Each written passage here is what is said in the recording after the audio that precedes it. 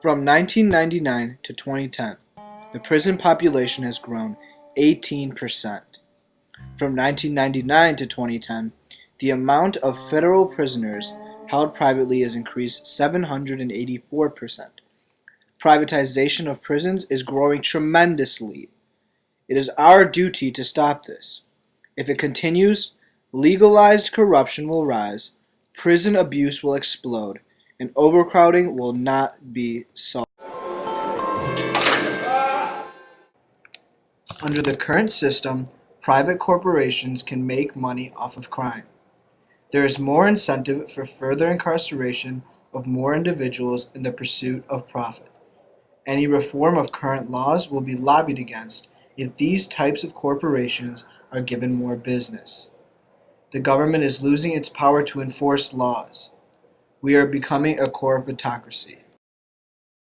Because private prisons are built to make money and not to rehabilitate prisoners, private prisons often end up with subpar condition and safety, leading to increased prison violence. A report by the American Civil Liberties Union in 2011 stated that this may reflect in part the higher rate of staff turnover in private prisons, which can result in inexperienced guards walking the tiers. Private prisons are staffed with inexperienced, cheap guards who are unable to control prisoners. As corporations attempt to cut operating costs and increase profits, we risk mishandling inmates, which hinders the rehabilitation process and efficacy of the prison system. The primary argument in favor of private prisons is money. Proponents say the prison system in the United States is a huge cost on the government.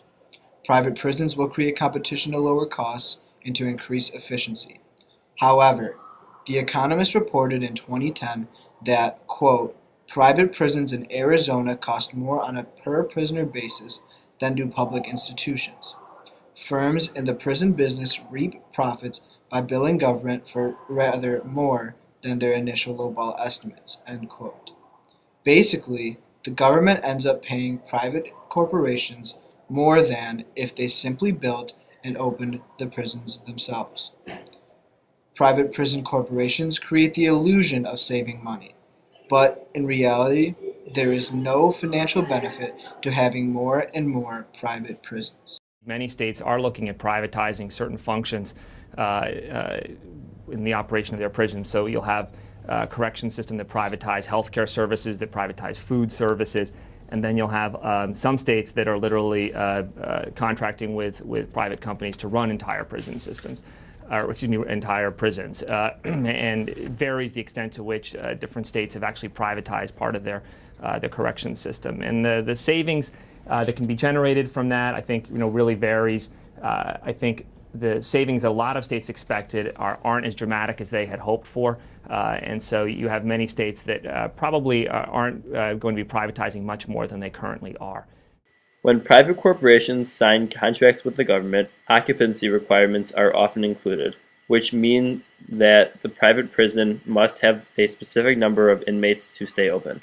Basically, a corporation will do everything in their power to ensure that their jail stay open and profitable. If we eliminate mandatory minimums for nonviolent crimes, overcrowding in prisons will decrease. If overcrowding decreases, then the cost of running prisons will go down. In turn, we would save money and no longer have the need for private prisons. Reducing crime by reducing incarceration. What's the connection? Well, basically, we're putting too many people in prison for far too long. I think it's really now pretty much well understood that whatever impact incarceration has on crime, it's really one of diminishing returns at the scale that we have today. More than 2 million people behind bars. The United States has become a world leader in using imprisonment. So if we can reduce the excessive incarceration of people who don't need to be there or there for too long, we can reinvest in early intervention, prevention, treatment, would have a much better impact on public safety. Has there been any connection about the length of prison sentences and the reduction in crime in the United States? Well, I think we see that the prison population has gone up for 4 decades now. Crime has gone up during some of those periods, gone down some those periods as well. The best we know is that the reduction in crime, say, since the 1990s. Some estimates say 25% is due to more people in prison. Some estimates say as little as 10%. So what we know is that most of the reduction is not a function putting more people in prison, a whole variety of other things having to do with the economy, the drug trade, policing strategies, things like that.